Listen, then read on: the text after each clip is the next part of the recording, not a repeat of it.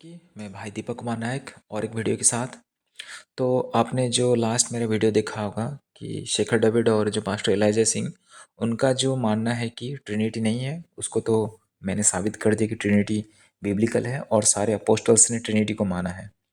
Next, इस video में मैं आपको बताऊंगा जो उनका जो प्रॉफिट है, विलियम मरियन ब्रनहाम, जो कि एक अमेरिकी प्रॉफिट, और उसके बारे में कुछ चीज़ जो कि आपको इंटरेस्टिंग लगेगा कि वो प्रॉफिट था, मना नहीं कर रहा हूँ, लेकिन जो उनकी डॉक्ट्रिनल टीचिंग्स है वो मेजर डॉक्ट्रिनल एरर है।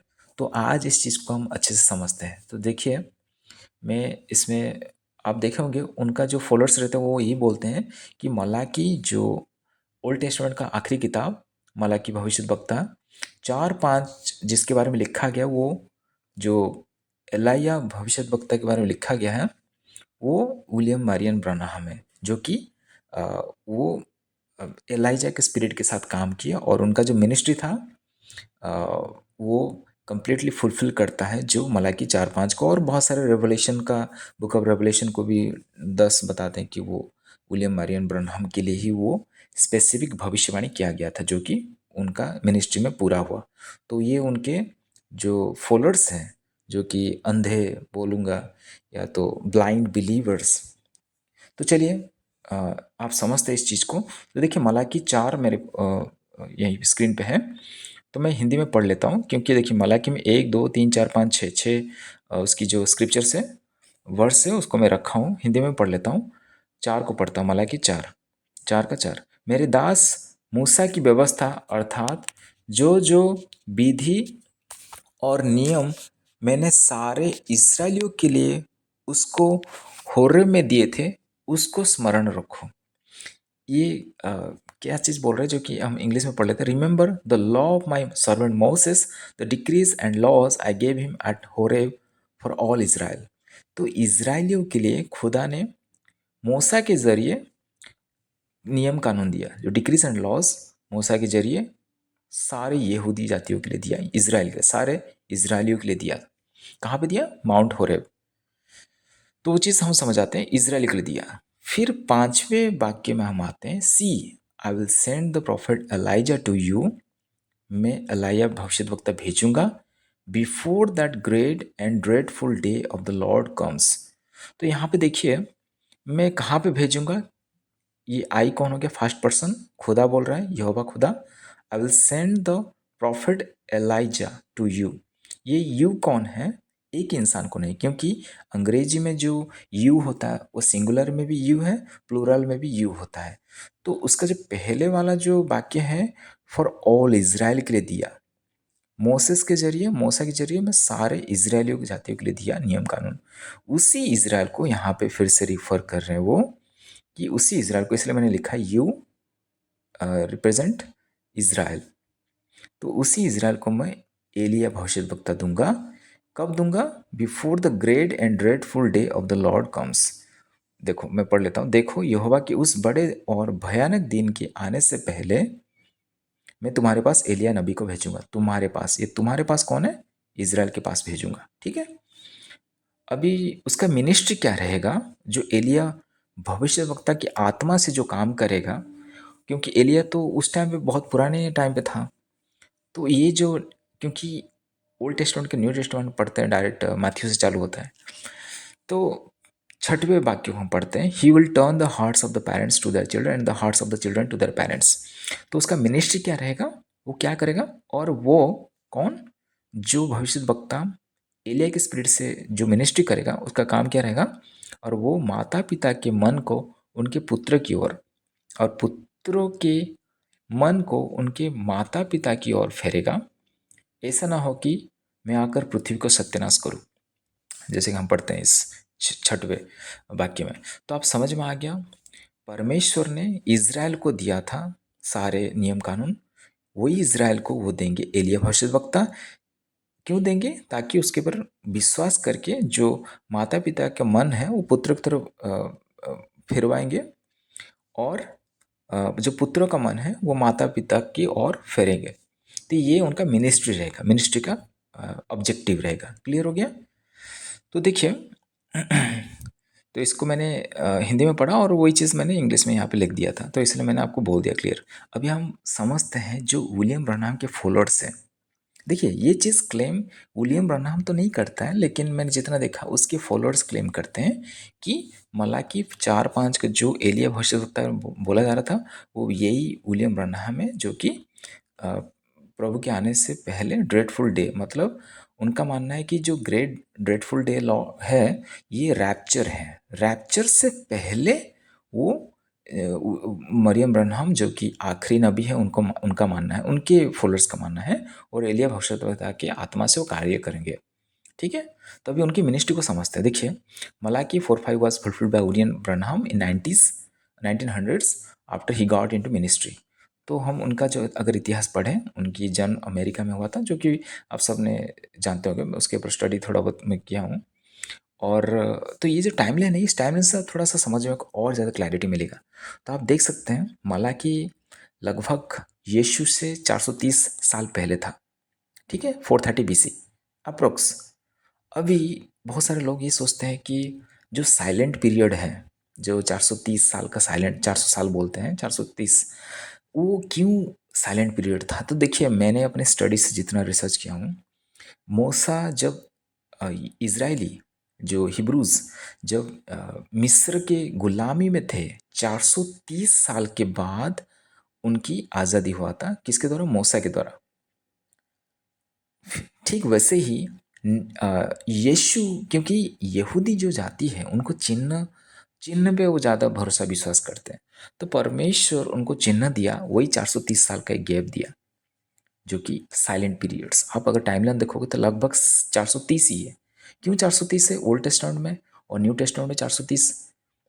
मतलब एक एक ऐसा फिगर दिया जा रहा है जो कि इजरायलियों के जातियों के लिए, कि देखो जो मूसा था, आप मूसा को तो आप यीशु से ऊपर मानते हो, यहूदी जाति, तो वैसे यीशु सारे मानव जातियों के लिए उद्धार के लिए 430 साल के बाद आए।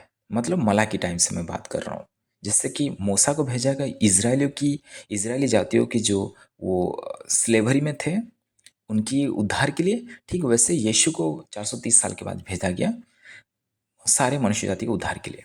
ठीक है, 430 साल। और इधर से यीशु 33 एडी, मतलब बोला जाएगा तो उनका क्रूसिफिक्शन। तो 430 साल मान लीजिए, यहाँ से यीशु से 430 साल। फिर विलियम ब्रनहाम 1930 के बाद वो अपने प्रॉफिटिक मिनिस्ट्री स्टार्ट किए। ठीक है, तो आप अगर कैलकुलेशन करेंगे, देखिए रफ कैलकुलेशन, 430 प्लस 1930 कितना हो गया? 2360 साल, लगभग 2400 साल मान लीजिए, या तो 2300 साल मान लीजिए अप्रोक्स। मतलब मल्ला की 4-5 जो भविष्यवाणी है, वो पूरा होते होते कितना साल लग गया? 2400 साल या तो 2300 साल, आप मान लीजिए कुछ भी। ठीक है, ये चीज़ याद रखिए, क्योंकि ये चीज़ बहुत मायने रखेगी। ये जो उनके भक्त है, जो विलियम ब्रनहाम के जो फॉलोअर्स की, वो सोचते हैं कि हम ये वही चुने हुए लोग हैं जो रैप्चर में जाएंगे, बाकी सब रह जाएंगे। क्योंकि मैं उनकी जो पाखंडपन है उसको मैं एक्सपोज कर रहा हूँ, और मुझे उनसे कोई नफरत नहीं है, लेकिन अच्छा नहीं लगता है कि कोई इंसान अंधेरे में रहे। तो हमारा काम है, जो खुदा ने हमको ज्ञान दिया है, विज़डम दिया है, हम उसका सही इस्तेमाल करें और लोगों को मदद करें। क्योंकि खुदा का कलाम भी यही कहता है कि जो आग में जा रहा है उसको आप बचाओ, आप उनकी मदद करो। तो देखिए, मैंने कुछ पॉइंट्स बनाए, ये पॉइंट आपको समझने में थोड़ा आसानी लगेगा और आपको भी सही लगेगा। क्योंकि मैं जो भी बात करता हूँ, जो भी मैं वीडियो बनाता हूँ, मैं हमेशा लॉजिकल अप्रोच से काम करता हूँ, ताकि क्योंकि लॉजिक ही ऐसा चीज़ है जो इंसान को कन्विंसिंग करेगा, मतलब समझने में मदद करेगा और इंसान को सच ही लगेगा। मैं कोई फॉल्स या तो कुछ गलत लॉजिक नहीं लगाता, क्योंकि परमेश्वर ने मुझे भी कुछ ज्ञान दिया है, तो मैं चाहता हूँ कि परमेश्वर की महिमा हो, मेरा कभी महिमा ना मैंने कभी अपने वीडियो में बोला कि मुझे लाइक करो, कमेंट करो और शेयर करो। आपकी इच्छा, आप लाइक कर सकते हो, लेकिन परमेश्वर की महिमा हो। तो देखिए, पहला मेरा जो पॉइंट है, the prophet must come from Israel to fulfil this prophecy. आप खुद सोचो, हमने पढ़ा, परमेश्वर ने प्रतिज्ञा किया कि वो जो कॉवेनेंट है, जो यहूदी जातियों के साथ जो उन्होंने चुक्ति किया था, जो वाचाएँ बांधी थी, वो वाचा को कंटिन्यू करना चाहते थे कि मैं एलिया भविष्यद्वक्ता को भेजूंगा स्पिरिट के साथ, वो खुदा के आने से पहले भेजूंगा। ठीक है, इजरायली जातियों के लिए। तो वो इज़राइल के लिए आना चाहिए, ना कि इज़राइल से बाहर होना चाहिए। ठीक है, ये चीज़। दूसरा है, यहूदी जाति के पास जो उनकी जो तलाक है, तनाक, जिसको होली स्क्रिप्चर्स हम जैसे बाइबल बोलते हैं, ओल्ड टेस्टामेंट उनके पास है, क्योंकि न्यू टेस्टामेंट तो पढ़ते नहीं। तो तनाक में जो है उसमें बुक ऑफ मलाकी, मैंने उनका जो बाइबल है हिब्रू और इंग्लिश वो डाउनलोड करके मैंने देखा, सेम चीज़ है जो हम पढ़ रहे हैं। तो उनके पास भी मलाकी है। तो मलाकी में उनको पता है कि ये सब चीज़ होगा आखिरी टाइम में, क्योंकि वो यीशु के ऊपर विश्वास नहीं किए। तो वो ये सोच रहे हैं कि ये जो कलाम है ये अभी पूरा नहीं हुआ है, क्योंकि अगर ये पूरा होता तो वो मान यीशु को मान लेते खुदा, लेकिन ये लिखा गया है कि खुदा के आने से पहले ही होगा। तो उनको भी एक इंतज़ार है, एक एलिया खुदा आने, मतलब भविष्यवक्ता आने के लिए। ठीक है। तो प्रॉफिट मलाकी हैड फिनिश्ड इस बुक समवेयर अराउंड 430 BC, जैसे मैंने बताया, जो कि हमारा हिस्टोरिकल अकाउंट से हमें मिलता है। 430 BC तक वो अपना किताब लिख लिए थे। Brother William Branham was a non Jewish, born in 1909, a place in US America में, had no Jewish roots और family immigrated। तो मैं जितना रिसर्च किया थोड़ा सा मुझे लगा कि कहीं ना कहीं उनका ज्यूइश रूट्स थे, नहीं थे, हम नहीं जानते। लेकिन ऐसा कुछ नहीं लगता कि वो यहूदी परिवार से बिलोंग करते हैं और अमेरिका में उनकी ब्रॉटअप हुआ, या तो अमेरिका में वो बढ़ाए गए। तो ऐसा कुछ हम नहीं पढ़ते हैं। तो देखा है तो नॉन ज्यूश ही बोला जाएगा। और 1909 में वो अमेरिका में पैदा हुए। सिंस ही प्रीच्ड गॉस्पेल, क्योंकि वो सुसमाचार का प्रचार करता, भले वो थोड़ा बहुत उनका डॉक्ट्रिन जो मेजर डॉक्ट्रिन उसको छोड़ देने के बाद वो गॉस्पेल ही प्रीच कर रहे थे, तो यहूदी तो उसको रिजेक्ट करेंगे पहली फुर्सत में। That means Jewish are still waiting for someone to make prophecies for the Lord to come. तो इसका मतलब क्या हुआ, अगर मरियम ब्रनहम को यहूदी रिजेक्ट कर रहे हैं, मतलब उनको पता भी नहीं, क्योंकि वो इज़राइल से है ही नहीं। तो यहूदी को कुछ पता भी नहीं कि ऐसा भविष्यवक्ता आ चुका है। भले ही उनका जो फॉलोअर्स से मानते हैं कि वो ये आ चुका है, ये आखिरी नबी है, एलिया नबी है, लेकिन यहूदी अभी भी इंतज़ार कर रहे हैं। किसके लिए? एक एलाया भविष्यवक्ता के इंतज़ार में है।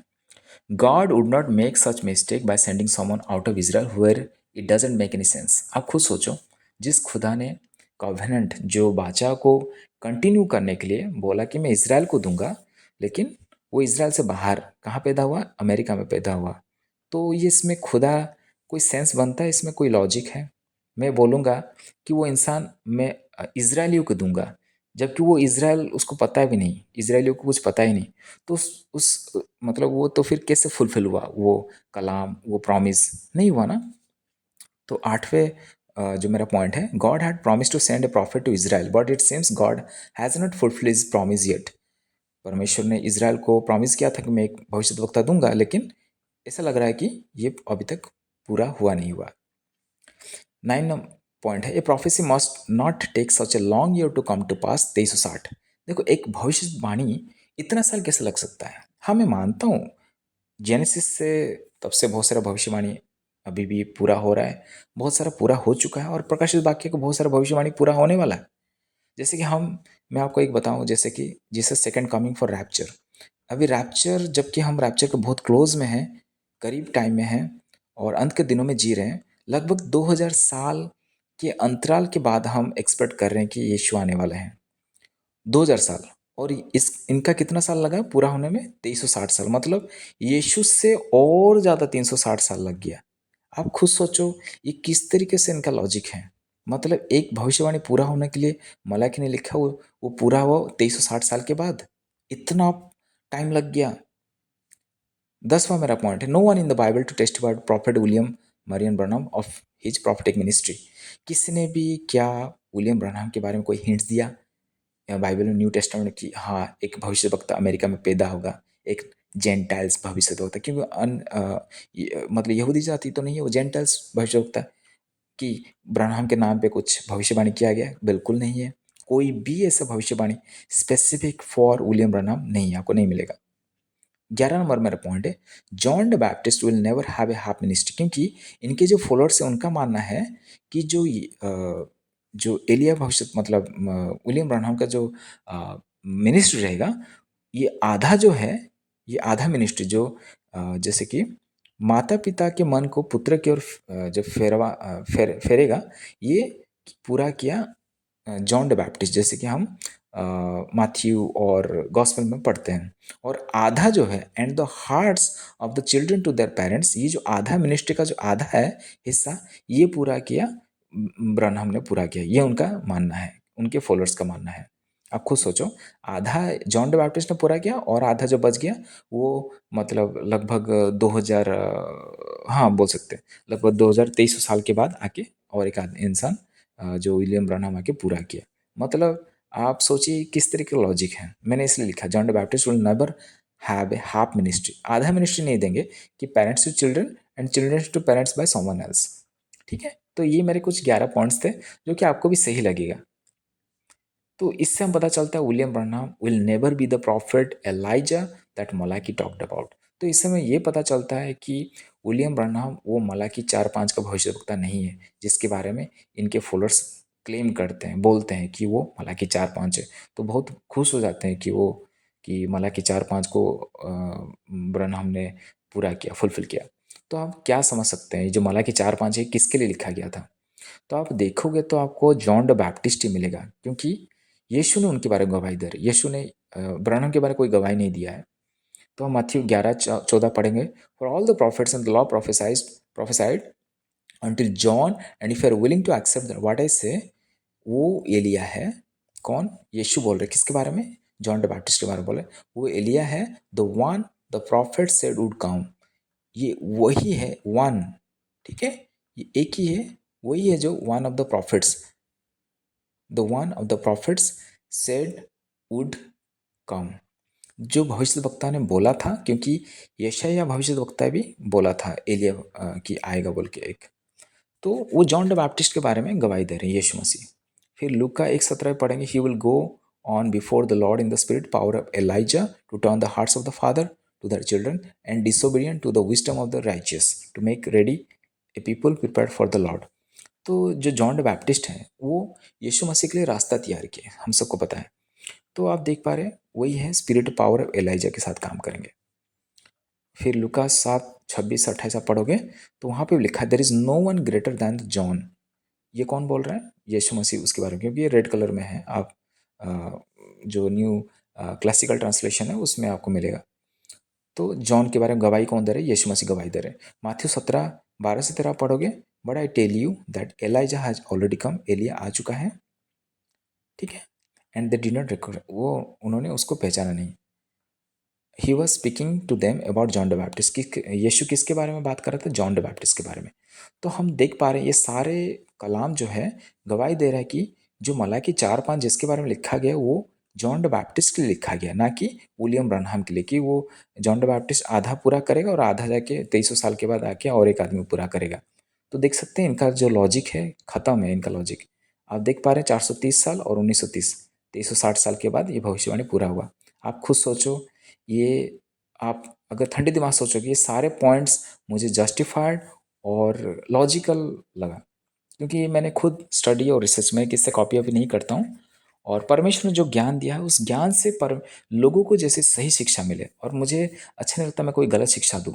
इसलिए मैं इंसान हूँ, मेरे से जब गलती होता है तो मैं खुद फिर खुदा के साथ बढ़ता हूँ। फिर मैं खुद को कॉम्पिटेंट करता हूँ खुदा के सामने कि मैं किस तरीके से खुदा की सच्ची शिक्षा में लोगों के तक पहुंचा सकूं, और लोग जैसे खुदा को प्यार करें। मुझे कोई रिस्पेक्ट नहीं चाहिए, लेकिन मैं चाहता हूँ सारे रिस्पेक्ट सारे प्यार आप खुदा को दें, क्योंकि वो सारे महिमा आदर पाने के योग्य परमेश्वर है। So we all love Jesus Christ, you must love Jesus Christ, and we all should seek Jesus Christ wholeheartedly. Thank you for watching this video.